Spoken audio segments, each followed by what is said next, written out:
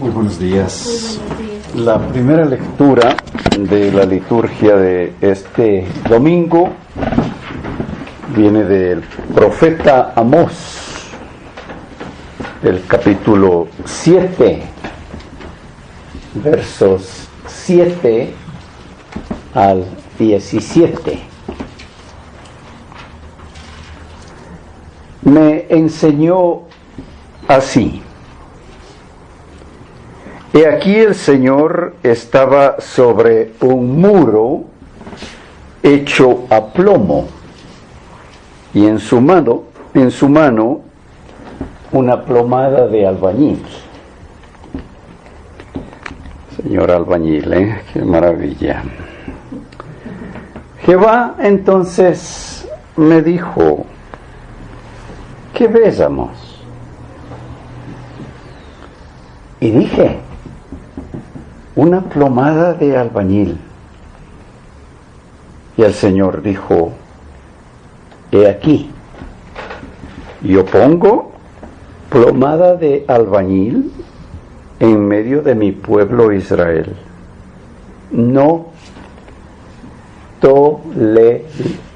toleraré más. Los lugares altos de Isaac serán destruidos, y los santuarios de Israel serán asolados. Y me levantaré con espada sobre la casa de Jeroboam. Entonces el sacerdote Amasías de Betel envió a decir a Jeroboam, rey de Israel: Amós se ha levantado contra ti en medio de la casa de Israel. La tierra no puede sufrir todas sus palabras, porque así ha dicho Amós: Jeroboam morirá a espada, e Israel será llevado de su tierra en cautiverio. Y Amasías dijo a Amós, vidente: vete, huye a tierra de Judá, y come allá tu pan, y profetiza allá. Y no profetices más en Betel, porque es santuario del rey y capital del reino. Entonces respondió Amós y dijo a Amasías: no soy profeta, ni hijo de profeta, sino que soy boyero y recojo higos silvestres. Y Jehová me tomó detrás del ganado y me dijo: ve y profetiza a mi pueblo Israel. Ahora pues, oye palabra de Jehová. Tú dices: no profetices contra Israel, ni hables contra la casa de Isaac. Por tanto, así ha dicho Jehová: tu mujer será ramera,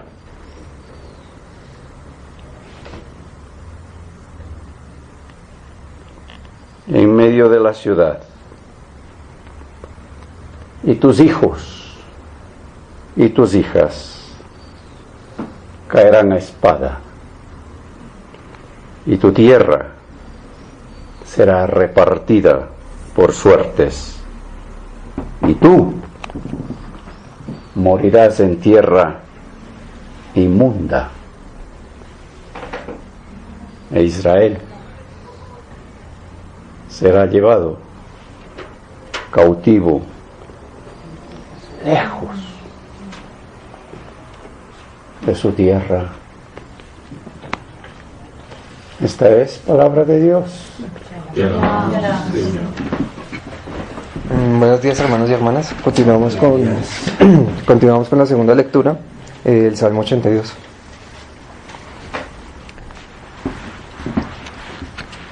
Dios preside el consejo celestial, entre los dioses dicta sentencia. ¿Hasta cuándo defenderán la injusticia y favorecerán a los impíos? Defiendan la causa del huérfano y del desvalido. Al pobre y al oprimido háganles justicia. Salven al menesteroso y al necesitado. Líbrenlo de la mano de los impíos. Ellos no saben nada, no entienden nada. Deambulan en la oscuridad. Se estremecen todos los cimientos de la tierra. Yo les he dicho, ustedes son dioses, todos ustedes son hijos del Altísimo. Pero morirán como cualquier mortal, caerán como cualquier otro gobernante.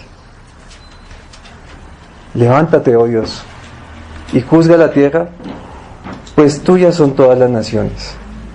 Esta es palabra del Señor. Te alabamos, Señor. Colosenses 1, del versículo 1 al 14. Pablo, apóstol de Cristo Jesús, por la voluntad de Dios, y el hermano Timoteo. A los santos y fieles hermanos en Cristo que están en Colosas, que Dios nuestro Padre les conceda gracia y paz.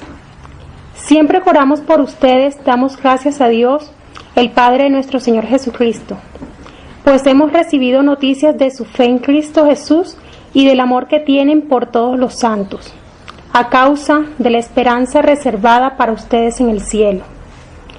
De esta esperanza ya han sabido por la palabra de verdad, que es el Evangelio, que ha llegado hasta ustedes.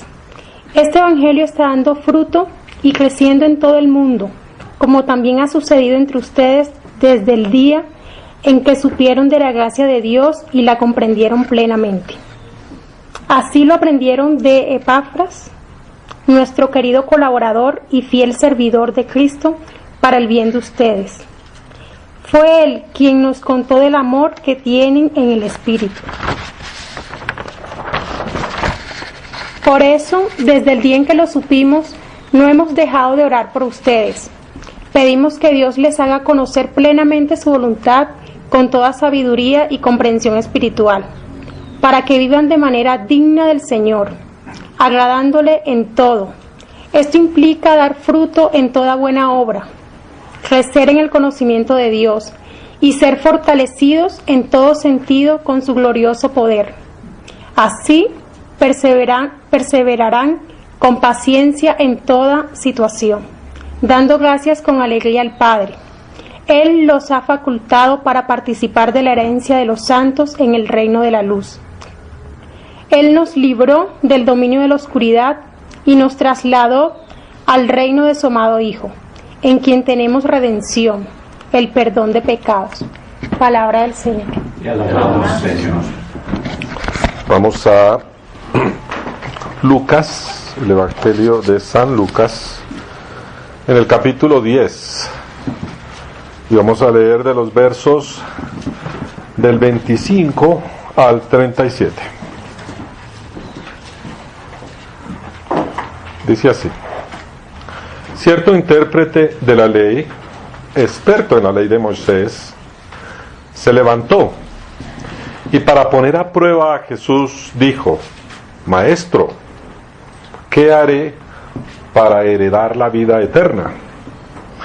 Y Jesús le dijo: ¿qué está escrito en la ley? ¿Qué lees en ella? Respondiendo, él dijo: amarás al Señor tu Dios con todo tu corazón y con toda tu alma y con todas tus fuerzas y con toda tu mente, y a tu prójimo como a ti mismo. Entonces Jesús le dijo: has respondido correctamente, haz esto y vivirás. Pero queriendo él justificarse a sí mismo, dijo a Jesús: ¿y quién es mi prójimo? Jesús le respondió: cierto hombre bajaba de Jerusalén a Jericó y cayó en manos de salteadores, los cuales, después de despojarlo y de darle golpes, se fueron dejándolo medio muerto. Por casualidad, cierto sacerdote bajaba por aquel camino y cuando lo vio, pasó por el lado del camino. Del mismo modo, también un levita, cuando llegó al lugar, lo vio y pasó por el otro lado del camino. Pero cierto samaritano, que iba de viaje a donde él estaba, y cuando lo vio, tuvo compasión. Acercándose, le vendó sus heridas, derramando aceite y vino sobre ellas, y poniéndolo sobre su propia cabalgadura, lo llevó a un mesón y lo cuidó. Al día siguiente, sacando 2 denarios, que es el salario de 2 días, se lo dio al mesonero y dijo: cuídelo, y todo lo demás que gaste, cuando yo regrese, se lo pagaré. ¿Cuál de estos 3 piensas tú que demostró ser el prójimo del que cayó en manos de los salteadores? El intérprete de la ley respondió: el que tuvo misericordia de él. Ves y haz tú lo mismo, le dijo Jesús. Esta es palabra de Dios. Te alabamos, Señor.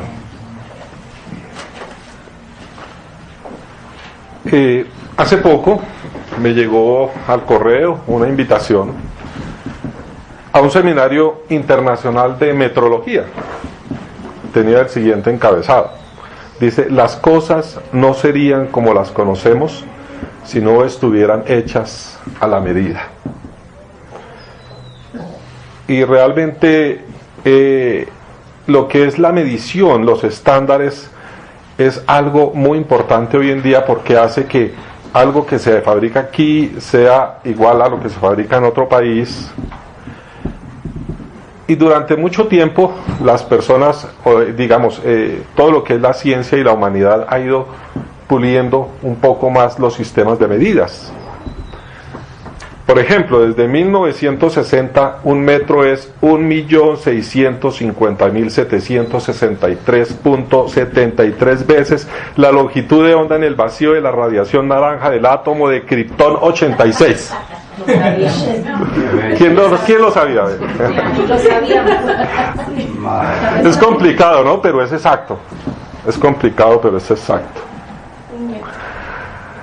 Jesús proclamó el reino de Dios como la medida de lo que debía ser la humanidad. Qué belleza. Y su misión consistió en anunciarnos la posibilidad cierta de construir nuestra vida de acuerdo a ese estándar aquí y ahora. Una y otra vez Jesús fue modelo para nosotros de las obras que verdaderamente reflejan la visión de Dios por un mundo justo. Por lo tanto, el ministerio del Señor Jesucristo estaba centrado en establecer comunidad entre los que eran marginados y los que marginaban, entre los que eran oprimidos y los que eran opresores, entre los que eran explotados y entre los que explotaban. Su ministerio de sanar a los enfermos, de perdonar a los pecadores, de resucitar a los muertos y alimentar a los hambrientos, dar consuelo a los rechazados, todas esas eran acciones para restablecer la paz de Dios en un mundo en conflicto, un mundo desigual, un mundo construido con un estándar muy diferente al estándar de Dios, con una medida diferente a la medida de Dios. O como decimos los ingenieros cuando algo no queda bien hecho, eso lo hicieron con un metro de caucho. es como si el mundo lo hubieran hecho con 1 metro de caucho, porque unos jalan más y otros jalan menos dependiendo de lo que les convenga. Ahora me parece interesante que el profeta Amós cita en este pasaje de hoy a Dios diciendo: con esta plomada de albañil voy a ver cómo es de recta la conducta de mi pueblo Israel, y no lo voy a perdonar ni una vez más. Me parece bonita la figura porque la plomada de albañil es uno de los instrumentos de metrología más antiguos que existen. ¿Qué mide una plomada de albañil? Mide la perfecta verticalidad. Una plomada de albañil es tan sencillo como un contrapeso pegado a una cuerda, y una vez que está quieta, esa cuerda está marcando perfecta verticalidad porque siempre está apuntando al centro de la tierra. Y es un instrumento tan antiguo que hoy en día se sigue utilizando exactamente de la misma forma, una cuerda y un contrapeso atado, y es muy sencillo. Hoy en día encontramos metros láser, encontramos, ¿cierto?, que el metro es la yo no sé cuánta longitud de onda, y la plomada sigue siendo una cuerdita y un contrapeso en el fondo. Y me parece muy interesante porque esta figura de la plomada está hablando de lo que es Dios, de lo que es la palabra de Dios, de lo que es el estándar de Dios para medir hoy en día y para medir en esa época la conducta, y sigue siendo tan sencilla en esa época como era o como es hoy en día. Por lo tanto, cuando usamos una plomada para construir algo, para hacer una pared, lo que estamos asegurando es que esa pared quede perfectamente vertical y por lo tanto quede estable. Amós estaba llamando al pueblo en el reino del norte de Israel. Recuerda que se habían separado Israel de Judá. Lo estaba llamando a recordar la plomada de Dios. El reino de Israel se había dividido, pero también había tomado caminos diferentes a Dios y estaba adorando a otros dioses, estaban construyendo altares a otros dioses, lugares altos, dicen. Pero además se estaba construyendo con un estándar diferente al de Dios, con una plomada diferente a la de Dios. Entonces, cuando Dios pone su plomada, encuentra que Israel no está hecho de acuerdo a los estándares que él esperaba que fuera Israel, y por eso es que él decide destruir, o no destruirlo, sino entregarlo para que sea destruido. Entonces, era un pueblo que ya no estaba viviendo de acuerdo a la medida de Dios o de acuerdo al estándar de Dios. Lo cual quiere decir que cuando esa plomada estaba al lado del muro que había construido Israel, de seguro esa pared estaba totalmente torcida.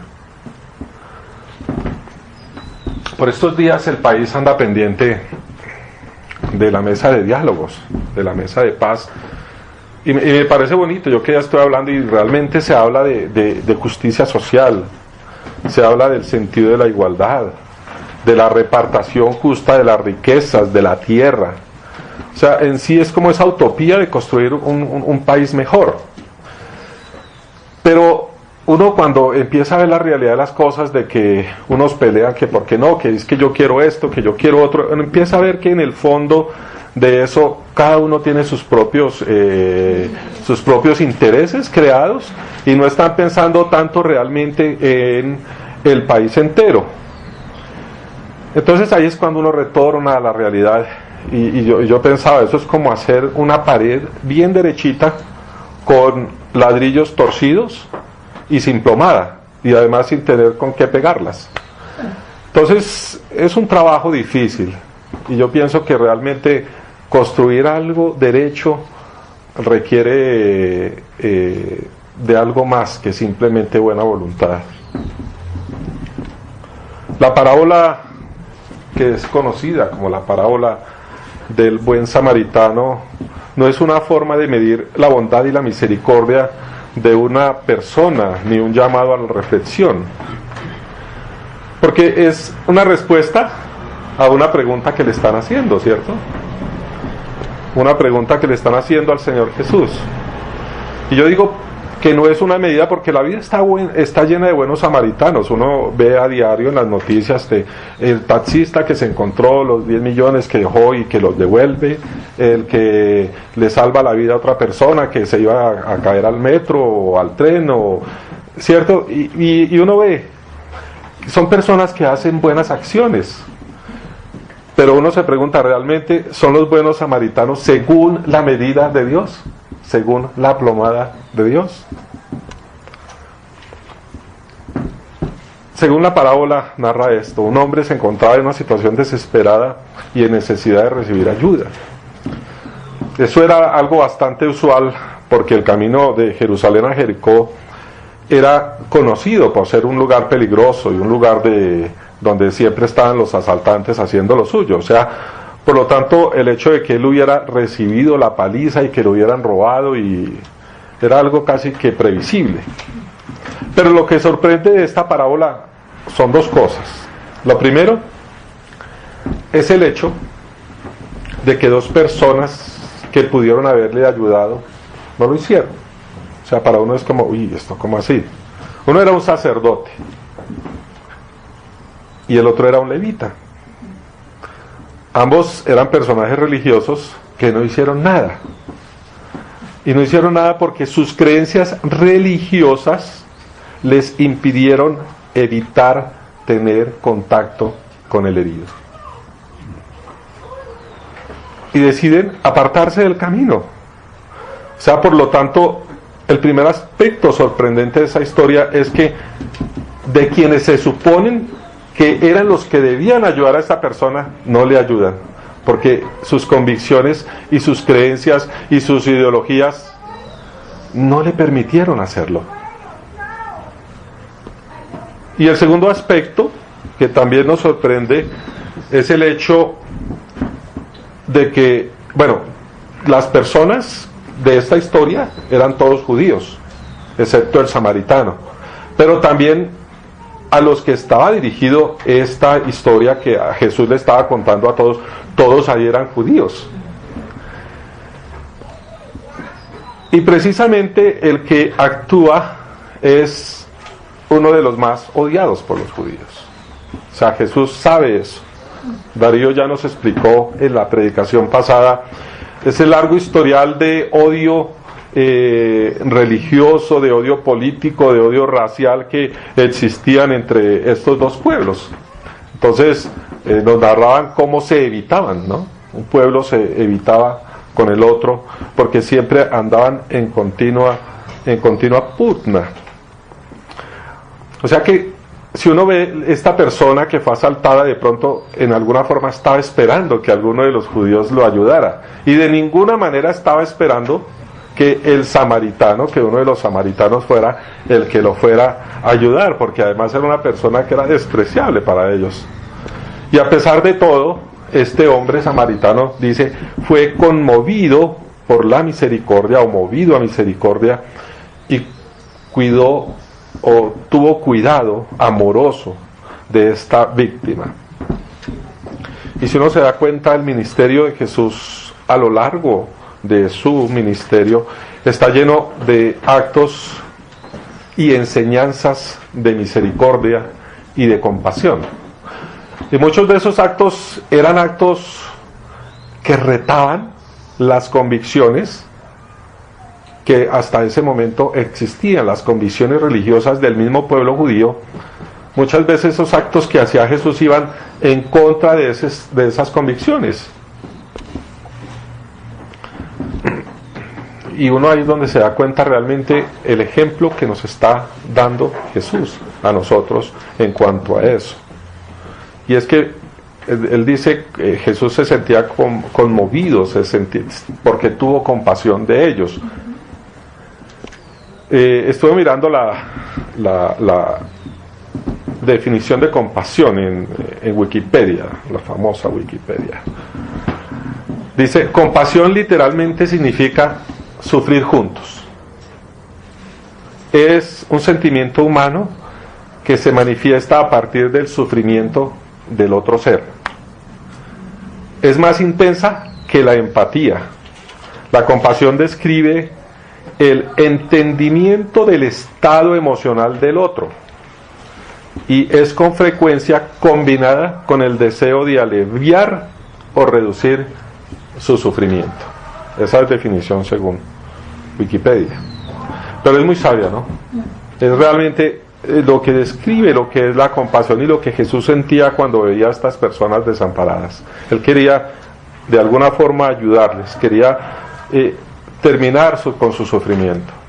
Ahora, si nosotros nos damos cuenta, muchas veces no tenemos eso dentro de nosotros. Es un chip que ahí hace falta, porque a veces tenemos las actitudes de aquel sacerdote levita, ¿cierto?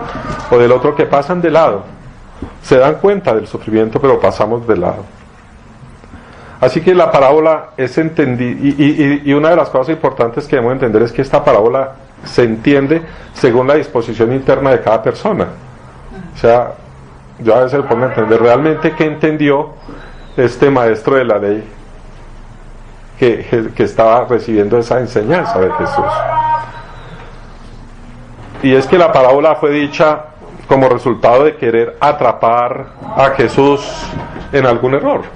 O sea, el propósito que él tenía era hacerlo caer en algún error y decir, este está diciendo herejías o alguna cosa, tratando de encontrar alguna falla en medio del mensaje, ¿cierto? ¿Qué debo hacer para heredar la vida eterna? Jesús le dije, pues tú eres el maestro de la ley, ¿no? ¿Qué está escrito en la ley? Tú conoces la ley. ¿Qué está escrito? Obviamente, si él le dijo, conoce la ley, él sabía cuál era la respuesta. Ama al Señor tu Dios con todo tu corazón, con toda tu alma, con todas tus fuerzas y con toda tu mente, y ama a tu prójimo como a ti mismo. Y Jesús le dice, exactamente, esa es la respuesta. Si tú haces eso, tendrás la vida eterna. En otras palabras, ahí tienes la plomada de Dios para que construyas tu vida con ella. El hombre quería atrapar a Jesús en algo incorrecto, por lo tanto él continúa. Necesita ser más preciso, Jesús. A ver, define a qué te refieres con prójimo. ¿Qué es mi prójimo? Y en respuesta Jesús le cuenta la parábola del buen samaritano. Por lo tanto, yo pienso que el Señor Jesús no estaba pensando en establecer un buen ejemplo de comportamiento frente a personas que estaban en situación. Él estaba respondiéndole la pregunta inicial que le había hecho ese maestro de la ley. ¿Qué haré para heredar la vida eterna? Y Jesús le dice, ese mandamiento que tú acabas de decir, ama al Señor tu Dios con todo tu corazón y ama a tu prójimo como a ti mismo, esa es la plomada con la cual tú puedes construir una vida vertical.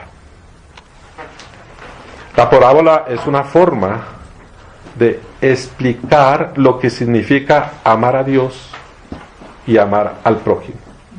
O sea, realmente Jesús está explicando con esa parábola lo que es amar a Dios y lo que es amar al prójimo.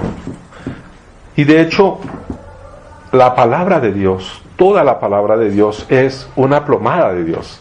Es un estándar que tiene Dios para construirnos a nosotros mismos, pero también para medirnos a nosotros mismos. Es una herramienta con la cual nosotros podemos construirnos totalmente verticales. Es la plomada de Dios para que construyamos nuestras vidas de acuerdo con la arquitectura de Dios. La arquitectura de Dios para el ser humano es ¿quién? Jesús. Jesús es el diseño del ser humano que quiere Dios ver en nosotros. Y también con respecto a los otros,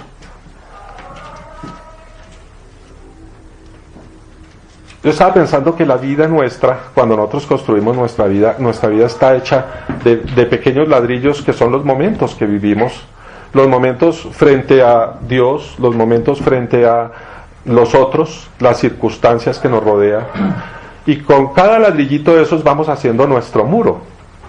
Entonces tenemos la herramienta que ya nos ha dado, que es la plomada de Dios, que es su palabra, y tenemos el modelo al cual nos vamos a construir, que es el Señor Jesús, los planos es el Señor Jesús.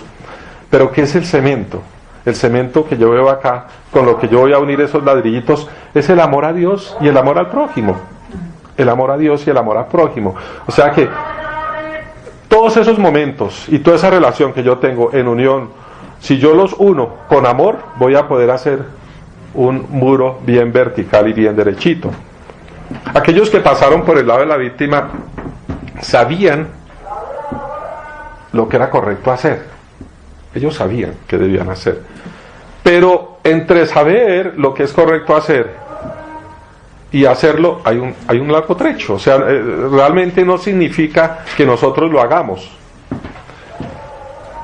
Y yo creo que en esos momentos definitivos, ahí es cuando surgen todas nuestras taras, nuestros traumas, nuestras convicciones, muchas cosas que nos impiden a nosotros actuar. Así que el mensaje de Jesús es que si vamos a ser buenos samaritanos, necesitamos más que cambiar nuestra forma de pensar.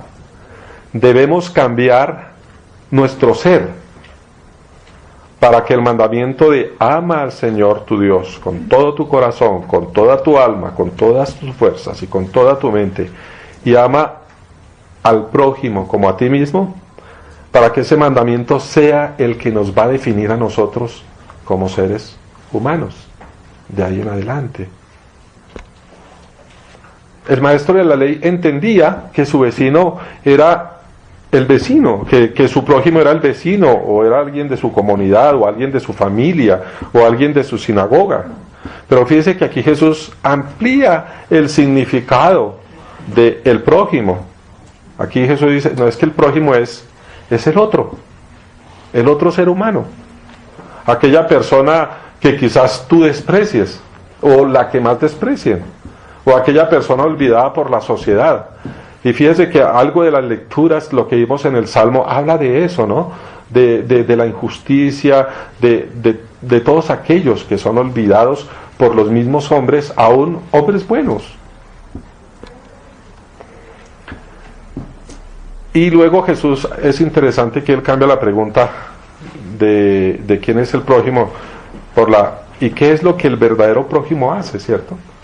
Cuando le dice él, bueno, ¿y cuál es el prójimo? ¿Y qué hace el buen prójimo?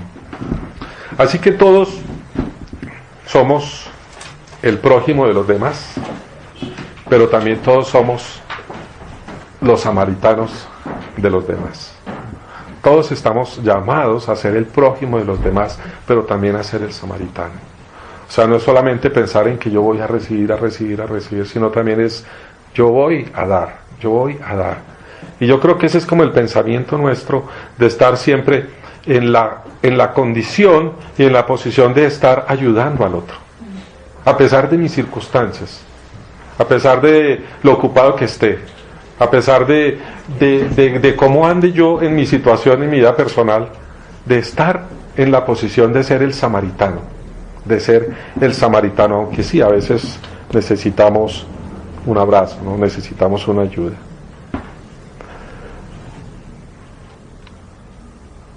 Y yo creo que esa es la utopía del reino de los cielos.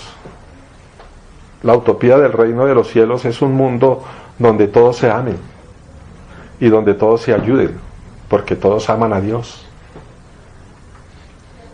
Y cuando uno habla de esos dos mandamientos, yo pienso que el resultado de amar a Dios, el resultado de amar al prójimo, es amar a Dios. Yo amo al prójimo porque yo amo a Dios. ¿Sí? Yo amo al prójimo porque yo amo a Dios. Y yo puedo ser un buen samaritano porque yo amo a Dios. Yo pienso que la palabra de hoy nos llama a una reconstrucción, a construirnos de nuevo utilizando como instrumento esa medida o esa plomada o ese estándar de Dios.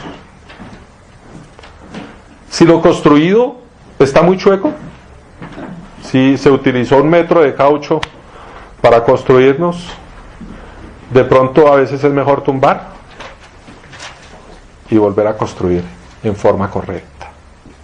Y a veces eso es lo que nosotros llamamos hacer una sanidad interior, ¿cierto? Hacer las paces con Dios, romper con el pasado, porque muchos de los problemas que surgen en nuestra vida cristiana es porque nosotros no hemos sanado lo que hay atrás y empezamos a construir sobre una pared que se cae. Entonces puede que de ahí en adelante va a ser muy recta, pero las bases están torcidas. Entonces eso está endeble, en cualquier momento se puede caer. Entonces, a veces lo que debemos hacer es reconstruir de nuevo para que esa pared que estamos construyendo, que es nuestra propia vida, pueda pasar la prueba de la plomada de Dios. Y ahí una transformación no es suficiente, es necesario, como dice el Señor Jesús, nacer de nuevo. Nacer de nuevo. Es más que cambiar de forma de pensar, es más que solo cambiar de estándar. Es simplemente rehacerse, construir de nuevo las bases, aún construir los cimientos. La llegada del reino de Dios también consiste en llegar a la gente, en tocar y transformar sus vidas. Y de la forma en que nosotros tocamos y transformamos sus vidas, la nuestra también está siendo transformada al mismo tiempo. Porque como les dije, somos prójimo de los demás, pero también somos samaritanos de los demás. Y en medio de eso es donde todos esos frutos, como dicen ahí en Colosenses, ¿cierto? Que los frutos del Espíritu, que los frutos de amar a Dios, que los frutos surjan. Todos esos frutos surjan y los pongamos en servicio de los demás. La compasión, la misericordia, cosas que van más allá de simple simpatía o más allá de simple saber lo que es correcto, de forma tal de que cuando actuemos de forma automática, ¿sí? Lo hagamos porque es natural en nosotros, porque estamos ya rediseñados a la imagen de nuestro Señor Jesucristo. Así que ese actuar a nosotros es que ni siquiera debíamos pensarlo. Y para terminar, quiero dejarle el versículo que yo pienso es el importante, que usamos de clave. Ama al Señor tu Dios con todo tu corazón, con toda tu alma, con todas tus fuerzas y con toda tu mente. Y ama a tu prójimo como a ti mismo. Haz esto y vivirás. Esta es palabra de Dios. Te adoramos, Señor.